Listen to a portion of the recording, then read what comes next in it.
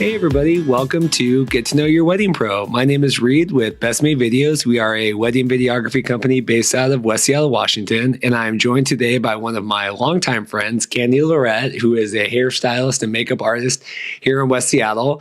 And I was going to say that you're probably one of the most famous guests I've had on just because you are my own personal hairstylist, which has to count for something, probably nothing. But why don't you introduce yourself and tell us who you are and what you do?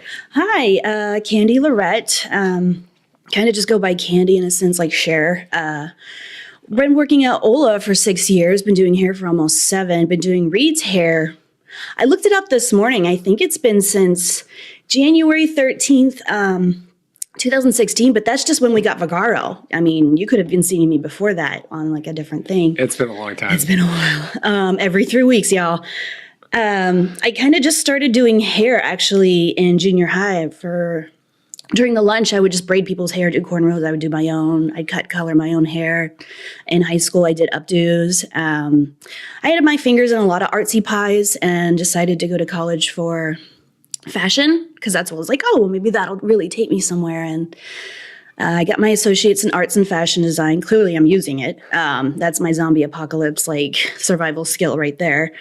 I was almost finished with school and I was like, I'm just not really enjoying this. And a year after that, I was doing a friend's updo for a gala. She said, Candi, why aren't you in school for this? I was like, huh. And so the next couple of weeks, I checked out a few schools and I found Aveda in Capitol Hill and they seemed really legit and like they would keep me in order. I mean, the place looked like a salon. And so the next month I moved up to Seattle and started school. And even throughout school, I was almost graduated and I was still so excited to do it. And I'm still every day so excited to do it, whether it's I know everybody on my books or I have like 5 consultations or, 5 new people. Like I'm really excited to do what I do and where I do it too. So that's something to be said for that. That's awesome. And so are you from the area originally? Where did you grow up and where did the origin story begin? Yeah, I'm from New Orleans, the oldest of 3. Actually, well, kind of. We just found out like 5 or 6 years ago, not just, that I have an older half-sister. But basically, yeah, I grew up the oldest of 3, and we moved to Washington when I was 12 in 1998. Why Washington was because my mom's mom lived up here. My parents just wanted a better life for us.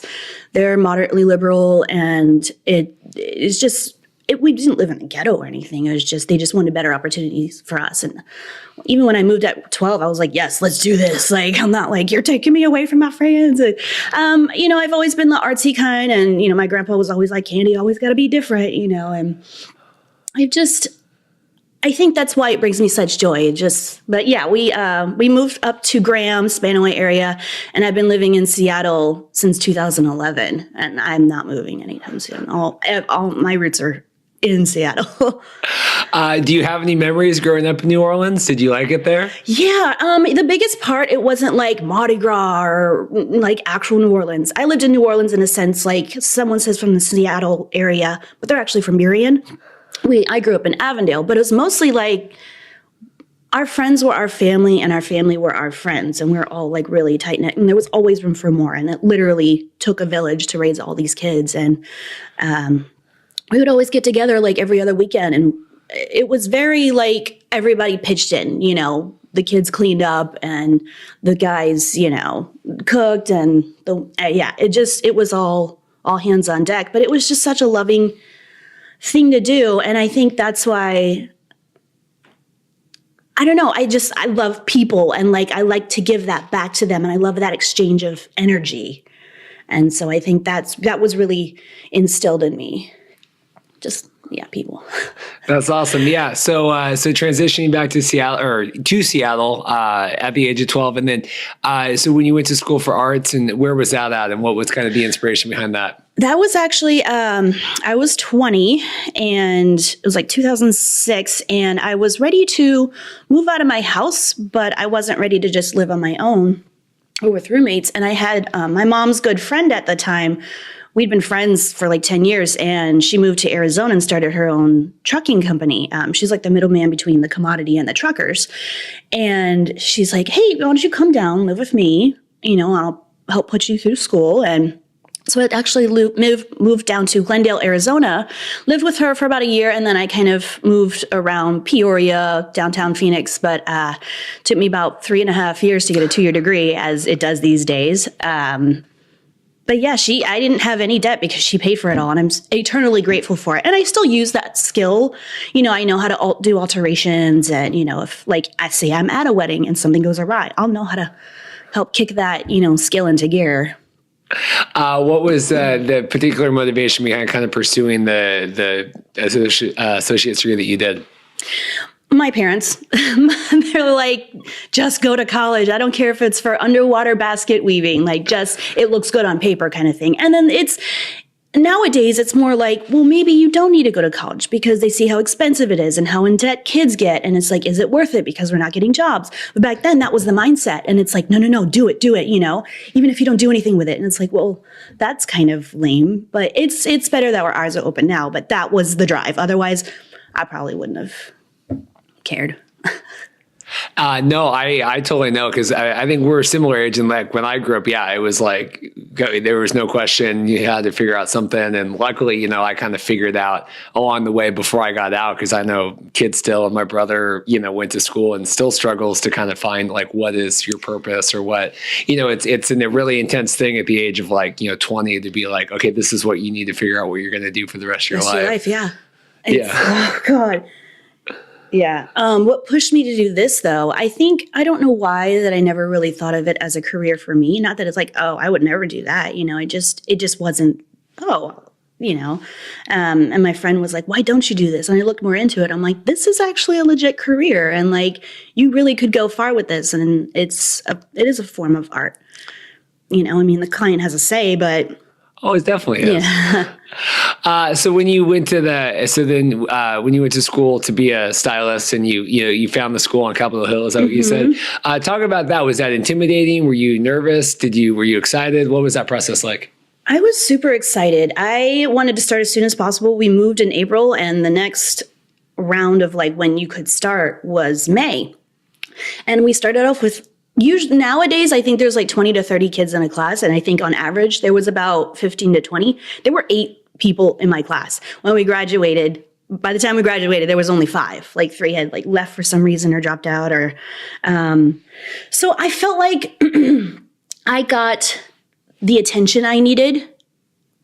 But the school and the teachers weren't intimidating. And the students were new, just like me. Some were younger than me, some were older than me. And it was really great to take that all in at the same time kind of thing. And how I learn is by doing, and I got to do that. It wasn't a whole lot of book work, and that's when I start to drudge out, and it goes in one ear and out the other. But if my hands are on it, I'm learning.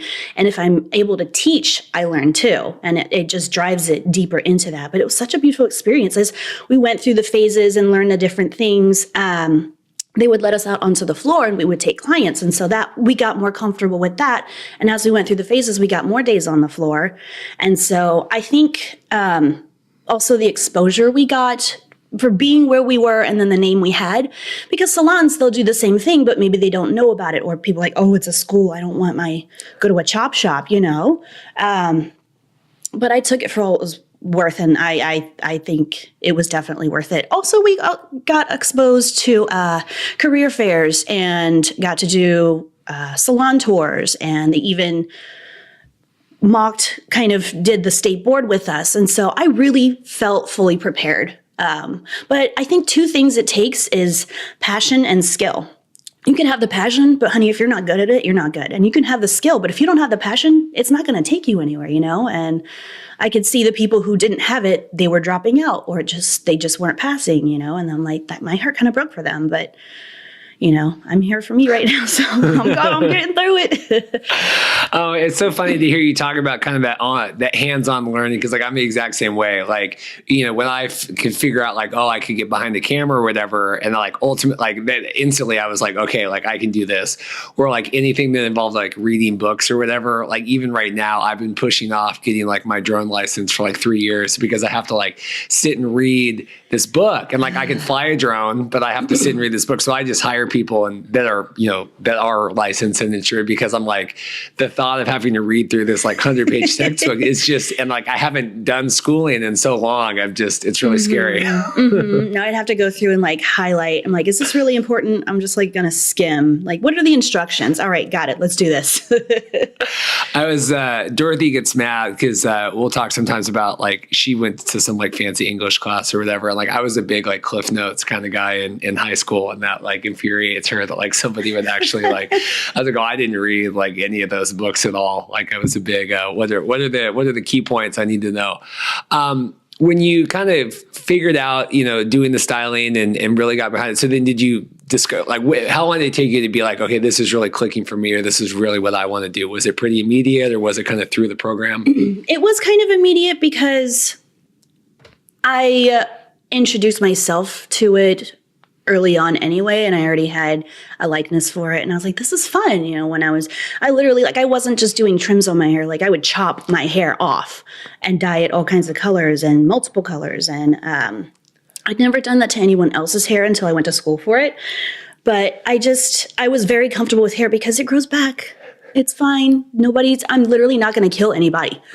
So it's not as, I'm not fighter jet person or literally doing surgery, so it wasn't intimidating. And I just saw it as fun. And sometimes it can be nerve-wracking. My first client, we weren't allowed to take kids cuts. My first client was a 6-year-old boy, and his dad was like a hoverboard over me. And I'm like, is this right for me? I'm freaking out, man. But I did it and I got through it. And that was almost 8 years ago. And I do tons of kids cuts now, and I love children, and when when they're older, I know how to handle up on them and be like, listen, little dude, but,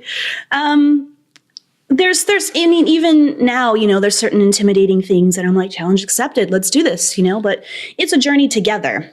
And I think a big part of it is listening. I think it's like maybe 60% listening, 40% like asking and talking, and maybe even less, but that's kind of what I'm thinking for me. And if you know what to ask for and you know how to get that information, you can't really mess it up, and you just build that trust.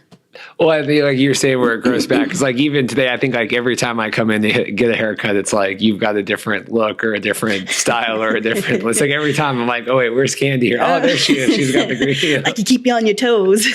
But no, I think it's good. I think it's a great way to obviously express. I mean, I all through high school and college, like I was very expressive with my hair, and I don't as much anymore just because Dorothy tells me not to, so I don't do it. But no, that was kind of a good outlet for me too. And I think that a lot of people, I mean, it is one of those things that like you can change like on a daily basis to really like reflects kind of who you are. And it's like that outward personality, right? That you're like showing like somebody walking down the street with a mohawk versus someone that's walking down the street with like a ponytail, portrays like a very different, I don't know, kind of outlook.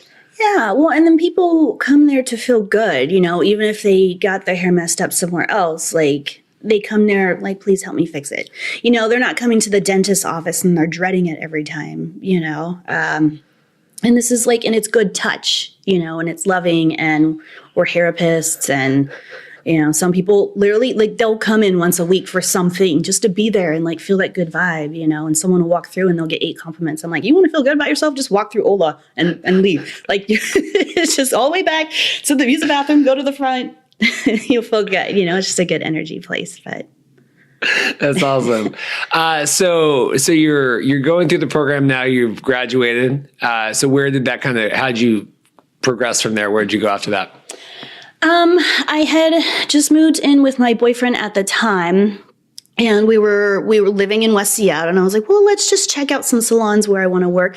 While I was going to school, actually, I worked nights at Cupcake Royale as a baker, and I worked days at Tully's. So I was burning the candle at like 6 different ends. And I was ready to just have one job, maybe 2. I'm a little workhorse.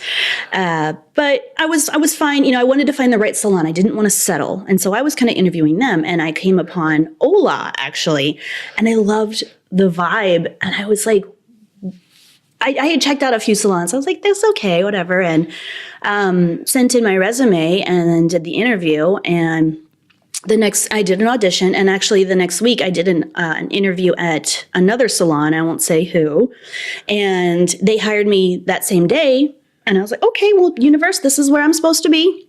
I worked there for 2 months and I dreaded going to work almost every day. And I'm like, challenge me, let's do this. And like, there's grunt work you have to do, but I felt kind of attacked by the manager and like nothing I ever did was right. And I was like, I should not be feeling this way. This is not good enough for me. So I emailed Rachel again. I was like, this isn't this experience I signed up for. What do you guys have? Can we meet again? We met again. And then I told them, I was like, I wasn't cherry picking, this is what wasn't work for me. I'm like, this is what does work for me.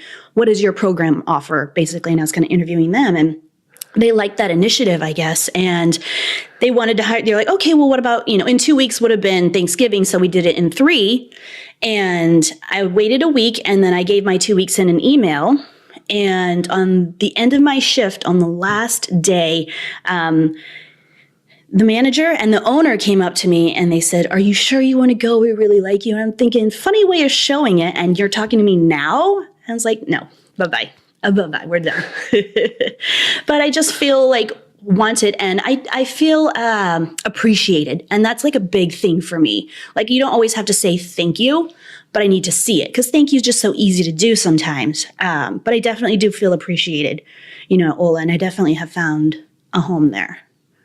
That's awesome. It also doesn't surprise me that you would be the kind of person that would be interviewing your future employer versus the other way around. Just having known you for years now, that does not surprise me at all. And so, yeah, what I think what's great too is like, obviously you get to work at Ola, and then you get to kind of handle, events and things on the side too, if you want. So I want to kind of transition into some of that as well. Kind of how did you start entering, doing some other events, and what were your thoughts kind of entering that kind of outside just the salon working? Yeah. Well, another person you interviewed, Dawn, at the time she was Dawn Paget. I don't remember what Boynton is it now? Boynton. Yeah. She's someone I looked up to because she did a lot of weddings and away. And when she left, not a lot of people did that. And I wanted to be an integral part of that. And I was like, send me places. Like, I've been to Bremerton, I've been to Vashon a bunch of times, I've been downtown, or a lot of times they'll come to us. And like, it's such a beautiful, exciting day. And I love being a part of that, whether I haven't met you before or I've known you for years. And then I expanded, I just taught myself kind of how to do makeup, and I'd practice on people. And I was like, that's going to help, so they don't have to reach out. Oh, I have to get hair from this person, but I have to contact the salon. I would rather be more of like a one-stop shop. And right now we have another girl, Michelle. She does fantastic makeup. I'm like, girl, yes, like get on this train, and she's doing updos too. And I want to have a team of people. And I've just kind of headstrong that. I was like, and we just went to Rachel. I'm like, this is what I want to do. If you show initiative, she'll let you, she's like, yeah, take the reins, babe, go for it and do it. And I love to just travel around and just bring all my stuff and make people feel good, and then just get out and let them do their thing. Was it like, when I kind of entered weddings, like I didn't really have any clue of what I was doing. Like, was that like a foreign world to you? Were you nervous going into that? As someone like you're, pretty like liberal like me, like tattoos and stuff. I mean, was that, because like before, when I thought, nowadays I think Seattle's a little more like pretty easy going in terms, but like from the outside when I started, I'm like, oh, this is like really like buttoned up, like tight lace, whatever. And like, were you scared at all, or did you? No, based off of periods, I wore all black. And I have a lot more tattoos now than I did when I started off. But I don't try to cover up. I'm more behind the scenes. And so it's a little safer there. Like they may have a photographer take some pictures of the bride getting her hair set or something. But other than that, like I'm in behind the curtain. And so it's a safe place for me. And it's like, the groom's not there. Most of the family's not there. It's her and the bridesmaids, maybe mother of the bride. And it was just girlfriends, and they're most likely drinking mimosas. And it's a very calming, awesome vibe. So no, I get nervous for makeup because people can be very particular on makeup. And, I love it when they have photos and they're ready and they know what they want. It's really hard. And I think it takes time. And in another interview of yours for a wedding coordinator, they're like, what sets a wedding behind is hair and makeup. I'm like, I totally get that. I think a lot of it has to do with they don't know what they want. So we're cutting into active time by like, well, let's search on Pinterest when this probably should have been done weeks ago, and they're like, oh, just something subtle. I'm like, I don't know you. I don't know what your subtle is. I don't know what your dramatic is. So I'm like, and I don't have time to redo your makeup if you don't like it. I want to get it right the first time. And so that can be a little stressful. But I've done so many where I can like, all right, who knows what they want? Okay, you don't. All right, you start looking pictures. I'm gonna work on this girl. I'm gonna set her, like I can do that on the fly and set like a quick schedule. But most of the time, they're really good at sticking to a schedule. And most of the time I know them. And so they know what to expect from me. So I know what to expect from them. Do you like, and I've talked with other, hair and makeup people too, where like, the hair and makeup like really does kind of like set that tone for the day. And it's like that first kind of, building block for everything. Do you enjoy like being part of weddings as like a whole? Do you enjoy like your piece of that? Or is it just the connections you're making with people, and it could be a wedding or it could be anything else? I like that piece of it, and I like the connections. I don't like the whole because I like to kind of get in and get out unless I'm a guest. You can get wrangled into other things like, oh, can you just, can you help with this? I'm like, no, this is, most of the time I'm like, this is my Sunday, or, I'm like, I like to do this, and I love my energy and my time with you guys, but when it's done, it's done. But I like, like I've been seeing, this person for years, and I finally get to meet their mom that we've been talking so much about, or their niece, or, and like, that's really special. Like, I feel like I already know them because I've heard so much about them, and I love to enter it in a calming sense. When people show up late, it's like, okay, like let's get this started. Like I'm not I don't come off as militant as I seem like I'm coming off now. It's like, that's all going on in my head. But like, I do like to keep it like calm, but in order so the bride doesn't stress. That's the main concern. We don't want her to, emotions to go all wackadoo. And so are you going to continue kind of expanding on this wedding side and kind of building this together? Do you see that's something you're going to work towards here in the next couple of years? I don't want it to take away from what I do at the salon, like the other things I do. And so I don't want to expand on it too. I'm pretty comfy where I'm at right now. I'm also an educator at the advanced training program that we have. And so I'd actually like to expand more on that. And so maybe like a third of my time is education. A third of my time is what I do at the salon. And another third is, maybe spending a few days doing wedding stuff, And so I don't want to put my fingers in too many pies just because I like to really give it a lot. And I have a lot to give, but only like, in three pies, three pie increments. Yeah. Talk more about this education and where does that passion come from? I had a really good experience when I went through the education, and there's things I'm like, oh, I love the way they did this, or you know what, I would change this. And each time, we bring in a new student, or each lesson we do, I'm like, you know what, I feel like I could have done that better. But I also like to get their feedback because I've been a student for so long, for so many different things. I want to make sure I'm giving them what they need to succeed. But again, I learn more when I teach. And so I'm thinking, when I'm teaching a haircut, I'm like, why is it I do that? And maybe I can explain to them why you do that and why you wouldn't do that. And I just kind of geek out about it. I love hair, and I love learning about, why hair comes back curly when, it falls out, from radiation, chemotherapy, and decatillomania and all kinds of like those quirky things. And I think that's part of the passion and like the why and the when and where and, giving people information. I think that kind of helps build that trust when they're in the chair and we talk about hair and they're like, wow, she kind of really knows a lot about this stuff, I'm not the best hairstylist out there, but I think it builds that trust and that connection. Yeah. And also it's not like a one size fits all in terms of like, how people learn or how people teach. I would just have to think that would be difficult to kind of like challenging, I guess, is, like I learn very differently than somebody else. And so if you're on that other side, you kind of have to figure out, and I think that probably relates to just how you handle working with like different clients and stuff too, where it's a lot of different like personalities and stuff. Mm-hmm. Do you find that like you're pretty good at like getting that people are different and kind of teaching those lessons? I read energies. Yeah. And besides just asking, I can tell when someone's getting frustrated with something and I'm like, okay, let's take a break, and I think working with so many different personalities, hairstylists, and then having so many people in my chair just in one day, let alone a year, I think I can go with the flow and like just change how I need to. But it's reading energy and personalities and physical kind of cues or whatever that's called. Yeah, I would say physical cues. Yeah. And just going based off of that, I think, asking them like, is this working? You know, because I like to, after class, I like to meet and be like, okay, what do you need from me? What was working? Are you getting it? You know, like I'm not just here to teach and get a paycheck. I want to make sure you're getting everything you need and you're comfortable. You're comfortable with me. You know, if I'm teaching you in a way, or if I'm a little too soft or a little too hard, you know, or too pushy, like let me know, or else I'm going to keep doing it thinking it's working.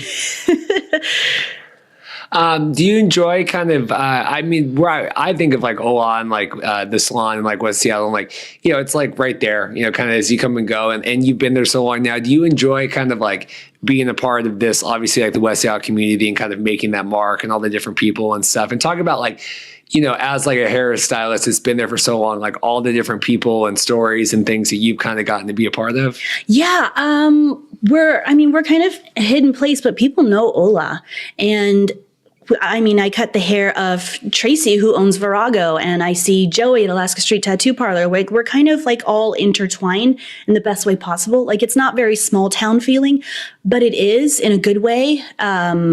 You know, it's a lot of shop local kind of stuff. And it's, West Seattle's kind of like a big family, but there's always room for more, but there's still like that base of like, we care about each other and we care about each other's businesses and we support each other. And I love that. You know, I'll come into Ola and I'm never sick of walking through that door and smelling that smell and seeing these people, you know, and it's always just like a comforting feeling. I get all my packages shipped to Ola because I'm there more than I am anywhere else. Like that's home. I'll just get a ship here. Thank you. But it's so funny. I love, and I say this, I'm like, Ola does that. Someone will be in my chair and someone walk in and be like, oh my God, Susan. I'm like, yeah, Susan comes here. You know, she comes, you know, it's just so funny. Or, you know, 6 degrees of separation, man, it's crazy. Small freaking world.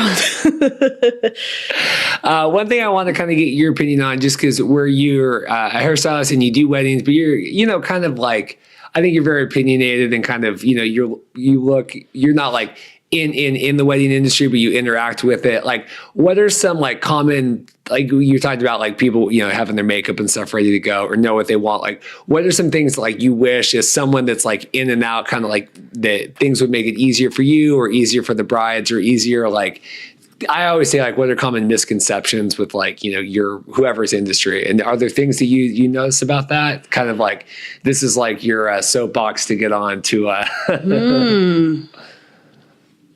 I think there can be a misconception, which I used to do this when I was a kid. When I'd go to a hair salon or something and I see the most trendiest person there, I'm like, I want them to do my hair. When really they just started and they don't know what the hell they're doing, you know? I think when people see my look, you know, if I have my Sharpie eyebrows on and my big winged eyeliner and they're like, I want subtle. And sometimes they're like, I don't want that. I'm like, that's okay. I know I'm going to be an extreme look, you know, and when I had my lime green hair. And I think I love proving myself and then letting them know. And I love showing pictures of like, I can do this. You know, I'm a blonde, but I can do brunettes. I wear crazy makeup, but I can do soft and simple and pretty. And I like that challenge. And sometimes, you know, I think the proof is in the pudding. So, I mean, people can believe, okay, you know, I believe her when she says that, but I like doing it. And then they're really being amazed. And that makes me excited when they feel good and they feel that, I feel that little bit of trust, you know, grow even more. But yeah, I mean, don't judge a book by how people look. You know, just because someone has punky hair doesn't mean they know how to do punky hair. You know, just because someone wears a bun in their hair doesn't mean they don't know how to rock, a mullet on somebody else. You know, I encourage people to look at reviews. I always look at reviews when I buy stuff online. I'm like, well, what's really going on here? I have a lot of reviews on Virago. I haven't told anybody to do it, but the main thing they say is that I listen, and I love that. And that just makes my heart smile so much because I do want people to feel like they're heard and I'm not just here to do what I think they should have. You know, I could put my opinion out there, or my professional suggestion, but I want to make them happy with I'm like, okay, girl, you want a mullet? We gonna try it. Okay. And if you want to keep rocking it, that's cool too, But yeah, I think the misconception is don't judge on people how people look. Like, just look at the reviews and their credibility. Yeah, kind of defying expectations. I think that's good. I would talk about, so when you're not, cutting and styling and doing makeup, I know like tattoos are a big part of your life. Talk about kind of that and the inspiration over the years. And I know because I saw you and you've been going through this big recent piece, and kind of talk about the passion behind that and why you kind of continue to check that out.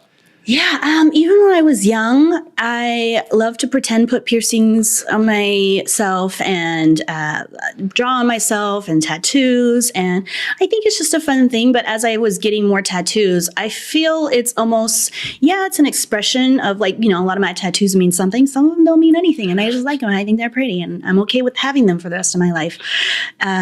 It's almost like maybe... I don't want to say armor, but like a protection for me. Like this piece on my chest, it feels close to my heart, and I'm fine with people asking about them. Like, why did you get that? If it comes from a good place of actual questioning, not condescending, like, why did you get that? I'm always down to ask questions, or did that hurt? Or, but I think it helps make me stand out in a way, but I'm not looking to look flashy. And I've always just loved the look. I like to look different. I don't like to be the star of a show. I don't need to like come in and be like, hey, look at me. But, just like walking by, like, oh, that's an interesting piece. She pulls it off. Or, I've seen it on other people. The big recent piece, you're talking about this thing hurt. It's a big old death moth on my throat. This is the only piece. I'll get pieces and I won't say anything, and people just, oh, you got a new tattoo. Okay. And they're usually pretty big. This one, I felt like, I think I need to tell my parents before, not ask their permission, but I'm like, I'm probably just going to let them know. I let my dad know. It was a couple days before Christmas. And I said, Dad, I have a thing this coming Saturday. And he's like, how much is it going to cost me? I said, nothing. He's like, all right, Candi, do what you want. And I told him what it was. He's like, oh, okay. And then Christmas Eve, we're at my sister's and we're kind of all in the kitchen. My mom and I think someone else was in the living room, and it's like a straight shot you could see. And she was like, did you tell Mom? And I was like, not yet. She's like, you need to do it now. Dad's like, go do it. So I go over there, I sit next to her, and they're all staring at me. And I was like, you can't stare at me. Like, just let me do this. Mom's like, oh God, what is it? So I avoided aggressive words like throat. And I was like, I'm going to get a tattoo. She's like, oh my God, where? And she had me promise her years ago not to get any on my face. So I'm going to hold true to that promise. But I told her, I was like, I'm going to get like a moth butterfly, looking thing. And she's like, where? I'm like, on my neck, and I wasn't going to give her any information that she didn't ask for. So she didn't ask where, and she didn't ask how big. So I was like, okay, I'm in the clear. This is happening. It was going to happen regardless. But I felt bad. The weight was lifted, because I'm like, that's kind of an intense place to get one, not just pain wise, I felt like the hand tattoo and the knuckle tattoos were sealing my fate. Like, this really is like, this is my life now. Like, there's no corporate for me. There never was, but this kind of guarantees it. But I love that because, you can get 16 people all covered in tattoos, but they're all different styles, all different colors, all different things. It's so funny how you can look all the same, but totally different. And I love that. And that's kind of the same about hair. Right now, what's really in are shags, and people are scared of that word. But I think it's catered in so many different ways. Mine's more of like a 70s Robert Plant kind of shag. And today it's kind of more of like an 80s, David Lee Roth one. But I think it could be like a fun thing. Like, shag is kind of a general cookie cutter. But is that a thing right now? It's a thing. Just lots of layers around the face, but like maybe a little longer in the back. Bangs or no bangs. But, we kind of mold it to make it their own. And sometimes I avoid the word shag until I tell them. Like, oh, okay, so this is what you want. I was like, well, cool, because shags are really in right now, and people want to be hip and in. And if I put the word to it after they already like it, it's not so scary. Yeah, because if you just hear shag, I don't know. I probably think of like carpet, right? Is that? I think people maybe think like Dorothy Hamill or some super 60s. Like, I don't think I want that in my hair. Yeah, you cut my hair and I cut Dorothy's hair in the shower. So we're probably not the two people to ask about. That's why I ask you. Is it tough to keep up on those things? Is it tough to kind of figure out what's going to be popular? Not really, because I'm on Instagram a lot. I look at funny memes. I look at political stuff. That's where I get my news feed. If I just turn on the news, it's a lot of fluff and just nothing but bad news. I want to get like really what's going on politically, but in the world. But I follow a lot of hair stuff, and I don't want to do what's just in trend, but what's in trend that I like. And it's like, well, I'm like, I think that's really going somewhere. I think this could be really cool and fit on a lot of my clients. Not just, oh, I'm going to do this on you because it's a trend. I don't think this really goes with your hair, but you can get information so fast, and I'm a little like ADD. I'm like, I can take it super fast too. And I'll save videos. I'm like, I'm going to come back to that. And I'm look at it and like, I break it down each time I see it. I'm like, okay, that's pretty cool. Or even in color, just different ways of doing things, different ways of doing balayage. And like a 30-second video can teach me so much more than sometimes going to, paying $300 and going to a seminar, because it's just fast, quick. I like just, like Cliff Notes, like we were talking earlier. I'm like, just give me the deets. I don't need all this fluff. So, I think it's not hard if it's fun for you and you want to learn, but people can be stuck in their ways and just stuck in doing the same thing over. But if it works for them, and obviously they're still successful, hey, each to their own, It's tough because I think like, you guys, and like, if you're, maybe like a design, there's certain like, jobs and like vendor types in terms of like weddings and events that like you more or less kind of have to know like what's on trend, even if you're deciding like, I'm going to do that or not. And like, I guess it's that way in video a little bit. Like there's certain like styles right now that are like really popular. We're like a little more not kind of on that, but like I just film whatever. So if I get a bride that's like got the coolest hairdo that's like most on trend or not, like that doesn't affect like what I do. I just capture, but like you guys really have to know like what to do and like what's coming up and kind of how to, I don't know. I just think it's a lot more challenging, I guess. Just because like my videos are dated or not just because of like what's going on, but you really have to like know, I don't know. I just think it's a lot more challenging to kind of like have to be up on it on the other side. Yeah, I can see that. And in your shoes, for me, I think like fashion would be that, because that's like ever so changing, every season even. And sometimes a shag could be, shag started somewhere and it's still here. It's like, it's a good little go back to, and, we're not coming out with many new things, everything's a regurgitation, even fashion, I guess. But yeah, like that just seems so intimidating, and I have my associates in the stuff. So, yeah. I never thought we were talking about shag haircuts so much on this podcast. I know, freaking shags, dude. The shag. So how do you said that, every time you go in, it's always exciting. How do you stay, motivated, and how do you stay always kind of like, approaching like every new day, and like, what do you look forward to, and how do you hope to grow in the next couple of years? Well, I don't treat every day the same. I don't treat every client the same. And each same client, I don't treat the same. Like you come in every 3 weeks, you're not going to change it up. You're going to let me know if you want to change it up. I haven't, if I see someone once every couple months, I don't assume they want the same thing. Like, what are you thinking? What are you liking? How can we change it up? And that kind of helps, even if they don't want to change it up. That's my responsibility to myself, to not get into like a mundane samesies. And so that's what makes me excited. Even just looking at my books, oh, this person's new, they book for a color. What do they really want? Like they're wanting a full highlight, I guarantee it, but even same people, I'm like, okay, they change up their hair. I'm like, what is your hair going to look like? Even just catching up with them, because I connect with these people and I know about their breakups and weddings and deaths and babies and animals. And so that makes me excited to come into work. And the people we work with, we don't just see each other at work. We go to events together. We go to concerts, picnics, sleepovers, and so it doesn't really feel like work. And sometimes I step back, I'm like, I get paid to do this? This is so fun. And like, sometimes it's not about what you do, but who you do it with and where you do it. It's the environment. And it just makes me so dang happy about life, because I feel like it domino effects into other things where it's like, well, that's not so bad. That's just today, or that's just that moment, we can reflect on it later. I got to do hair right now. I wouldn't forgive myself if I didn't talk about your love of TVs, movies, holidays, Halloween. Talk about some of the other passions that you have that you kind of intersperse between doing, hair, makeup, events, and tattooing. Yeah. My whole thing with, I have a big heart for Halloween and horror, and I'm not an adrenaline junkie in a sense where I don't rock climb or skydive. I keep my 2 feet on the ground. I don't want to do that stuff. I'm a lazy butt, and I'll keep my butt in the living room watching horror movies.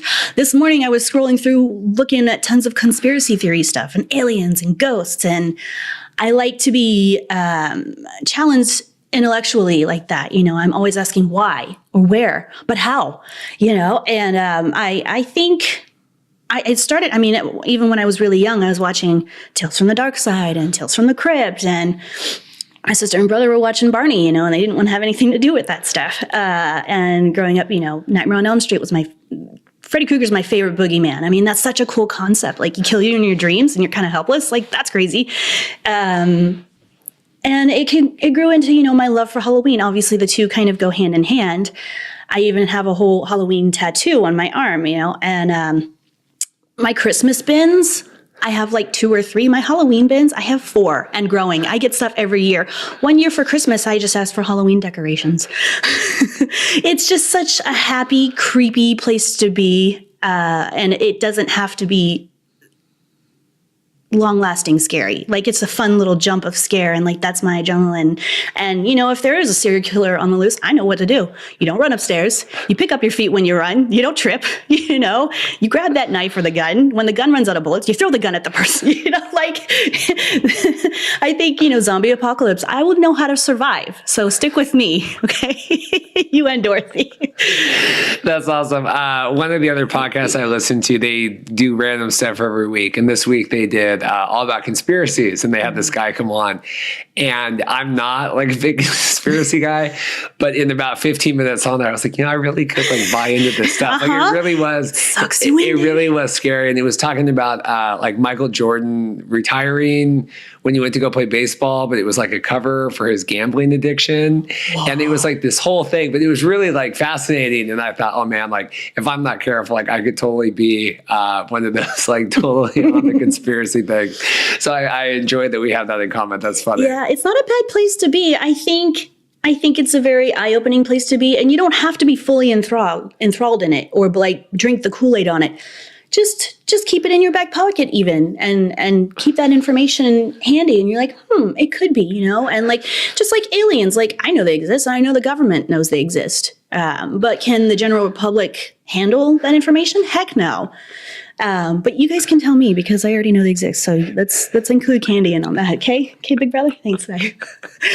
But it's not just fun knowledge, but it's very interesting stuff, and how deep down that rabbit hole do you want to go? Because I go pretty deep. I don't, the ghost stuff, and I'll see videos and stuff. Even I don't read that stuff before bed. I'll do it in the morning when I'm just being lazy with my kitty cats, and I'm like, okay, let's watch this ghost video, Or I read a feed about how to properly use a Ouija board. You don't get a real board, you get a piece of paper so you can destroy it later, and like how to ask spirits everything. And so what is this though about using the paper Ouija board? Yeah, well, it's the paper so you can dispose of it. You should be able to just kind of get rid of it easily, because I guess spirits can bring it back and manipulate the board and maybe even haunt the board. There's the whole little piece with the eye that they can mess around with. She even said things like, if it scrolls across the numbers, it's trying to escape. I don't mess with that stuff. I will never use a Ouija board. I do believe in spooks, and I'm not trying to poke my finger in that. I'll watch videos. I'll watch other people mess around with. I love Ghost Adventures. And Ghost Adventures, on another thing, is my favorite show, because other ghost hunting shows, they'll hear a noise and then they'll start talking. Did you hear that? Did you hear? I'm like, shut up so you can hear it again. And they'll be like, oh, wait, listen. And they'll actually listen for it. They use the infrared. They have all the cool stuff. And like, I've actually like seen stuff on their infrared and like heard the voices. I think they're sometimes stretching with the voices. Oh, he said this. I don't know about all that. But it's super fun to be an audience for that and not a player. And I keep my safe distance. But yeah, the paper Ouija board, so you can destroy it later. It was a whole thing. I mean, it was like one of the first ones I scrolled through this morning. And so it's been like 80 pages deep in there. Fascinating stuff. That's awesome. Last thing before we go, one thing you wish more people knew about you or asked about, or that you wanted to tell people. This is your last chance forever. I'm actually kind of an introvert. As rambunctious and charismatic as I am, I socialize a lot and I'll talk to strangers, and I'll take myself out to dinner and just talk to everybody. But I really find my energy and comfort when I'm just home. Whether it's, my brother lives with me, whether it's hanging out with him or literally like just me and my cats or just staying in bed literally all day. Like that's kind of my happier, recharging place. Also playing Magic the Gathering, super fun. And it's a game of chance as well as skill. I have a shoebox downstairs in our storage room of Magic cards from years ago that I don't know what to do with. You don't know what to do with them? I did. Oh, so we took them into, what was that, Meeples? It's like a game store by, it's like by the Junction. And I took it in and they said, oh, we buy like, Magic the Gathering cards here. And so Dorothy and I were there for something else. I said, oh, can I like bring in a bunch of these cards and can you guys, I don't know if they're worth $1 or, $10,000 for you. Could be. They said, oh, we'll give them to you for store credit because we don't know, we don't know if they're stolen or not. So we don't want to. Wow. And I was like, I don't want a bunch of I don't want $10,000 worth of store credit to Meeples. I want money. I don't care if it's $100. That's a lot of work to kind of go through all of them and look online, but it could be worth it. I know. We did that with my brother's Pokemon cards. I mean, I think the most valued one was like $3, but it was fun. I did that with coins before, and I'm like, oh, this is a quarter. Is it messed up? Like, let's Google this thing, And I like the hunt. I love the hunt. I'm like, is it, and even if it's not, it's like, okay, well, that was fun, or even when, Goodwill, I shop there a lot and I love the hunt, and sometimes I cross my fingers. I'm like, Lord, I don't want to find I hope I find nothing, but I like just kind of looking at stuff, and just taking my time. So it could be fun. That's awesome. Well, I want to thank you so much for coming in today. I know I see you every couple weeks at the salon, but it's so nice to kind of just get to hear a little bit about your background and growing up and everything else. Rosie here is making noise on the floor. If people want to learn more about you, I know you have your Instagram, you work at Ola Salon. What would you have people check out and look at? There's my Instagram. I have a lot of before and afters, pictures of my cats and a lot of, political stuff. But it's Candizzle12, Candizzle. Picture of me and my scrunchy face and my neck tattoo on there. And it's open, you don't have to follow. You can just come creep on my page if you want. But you can just come check out the salon. Just come in and visit. It's a super welcoming place. We'll give you a cup of tea and you just check it out and hang out in the lobby and we'll give you a little tour. And it's a beautiful, happy place. Ola. On Avalon Way, next to Luna Park Cafe. Yes, and right from where we used to live. That's why I started going to Ola. Oh, heck yeah. Well, thank you so much. This has been another episode of Get to Know Your Wedding Pro. If you want, I've been talking to people recently about liking, subscribing, leaving reviews on the podcast. You can actually just go to bestmadevideos.com/subscribe. I have a really nice link set up. If you want to leave us a review, that would be awesome. And it would just kind of help more people find the podcast. I don't want to do any, advertising on here, but that would be great for more people to do that. This has been another episode of Get to Know Your Wedding Pro. Check back next week for another wedding vendor interview. Thanks so much. Thanks, Reed.